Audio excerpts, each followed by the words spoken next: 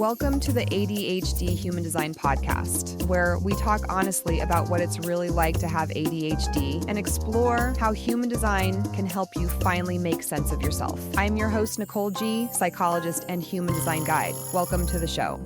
If you have ADHD, there's a good chance that you've spent a significant portion of your life trying to figure out what is wrong with you or trying to fix it.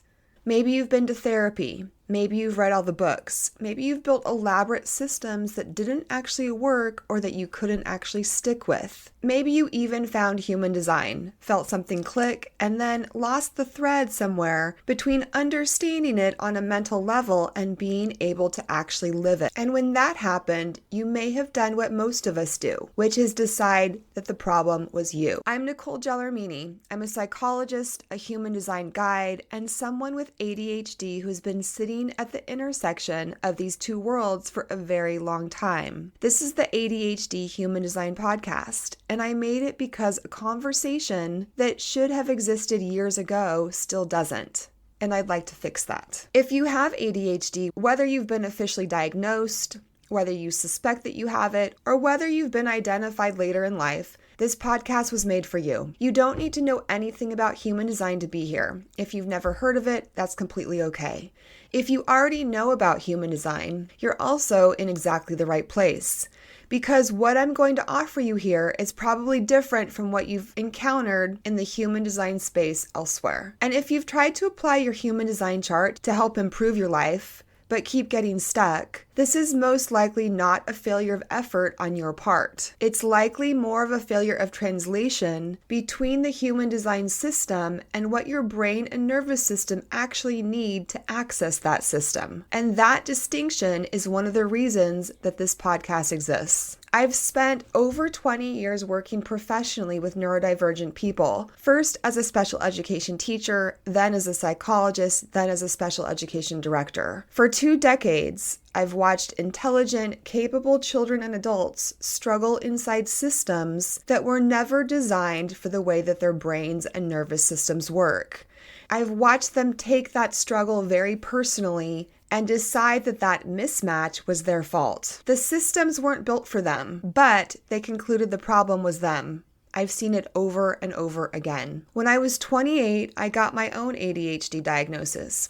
Accidentally got it, that is. I wasn't devastated. I was mostly just quietly relieved. Like, oh, that makes sense. And then I just kept building workarounds for myself the way I'd been building them for everyone else. Then I found human design. I definitely wasn't looking for it. And for my evidence-loving, research-trained brain, I didn't immediately get it, nor was I very impressed by it. Until I recognized something about it, that here was a system that started not from looking at what was wrong with you, but from how you were designed to function best. And that was a completely different premise than anything I had been working inside for 20 years. So I trained in it. I built a practice around it, and I started working with clients. And then I started noticing something very familiar. As I started giving human design readings and working with clients, many of whom were neurodivergent, many of whom came from my previous career paths, many of them already very well versed in human design, I noticed that they were trying to apply their human design charts to their real lives, but not with a whole lot of degree of success. They definitely knew and understood their charts, at least on paper.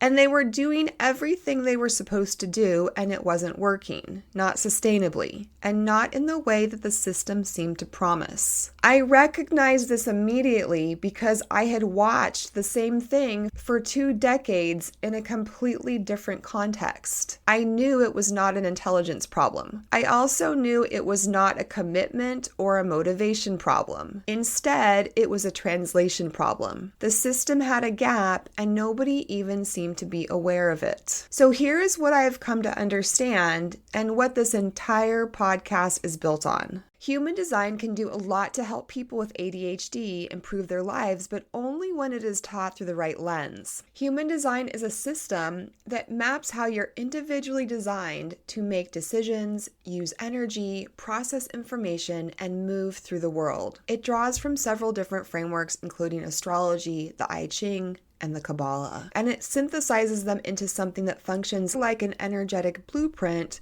for how your energy is meant to operate in the world. Your chart is calculated from your birth data and it's specific to you. Now, if that sounds really abstract or really out there, please just stay with me here, because here's why this matters for people with ADHD specifically. Most of the advice that exists for people with ADHD is built on the assumption that there is a correct way to function and that your job is to get as close to that as possible, maybe with more structure, maybe with better habits, maybe with stricter systems. And the implicit message underneath almost all of it is this: if you can just manage your symptoms effectively enough, you can then approximate a neurotypical life. And for some people with ADHD, some of the time, that might help a little bit. But this still doesn't address the deeper question, which is, what if the way that your brain and nervous system function aren't malfunctions to manage, but instead designs to understand? Human design doesn't start from what's wrong with you. Instead, it starts from how you're wired. It gives you a framework for understanding why certain environments might drain you while others light you up, why some decisions might feel clear but others feel impossible, why you might have abundant energy for the things that genuinely engage you and almost none for the things that don't, why waiting might feel excruciating or why moving fast feels essential to you, why you absorb other people's energy so intensely that you sometimes can't tell what's yours and what's theirs. For somebody who has an ADHD nervous system, that kind of precision is not just interesting.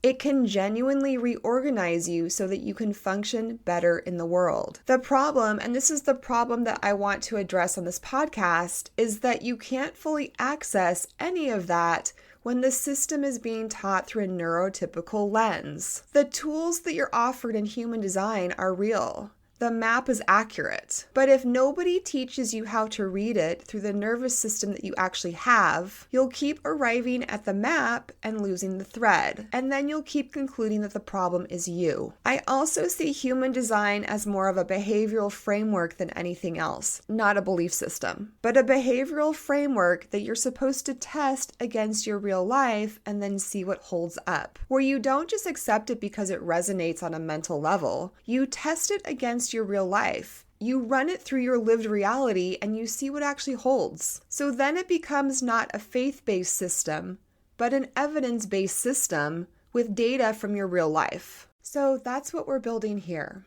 I want to say one more thing before I close this episode because I think it matters. There are a lot of people talking about ADHD.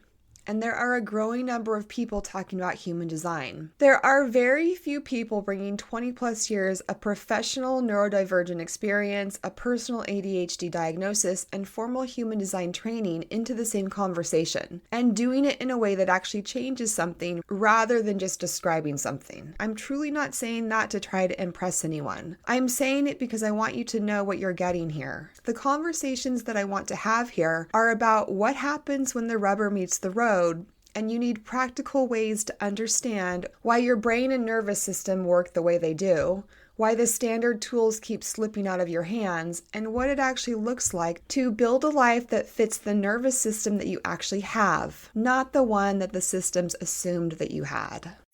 If you enjoyed the show, come find me on Substack, where I publish articles that go deeper into everything we've covered here. And make sure you follow the show so you can get notified when I drop a new episode. Thank you so much for listening, and I hope to see you again soon.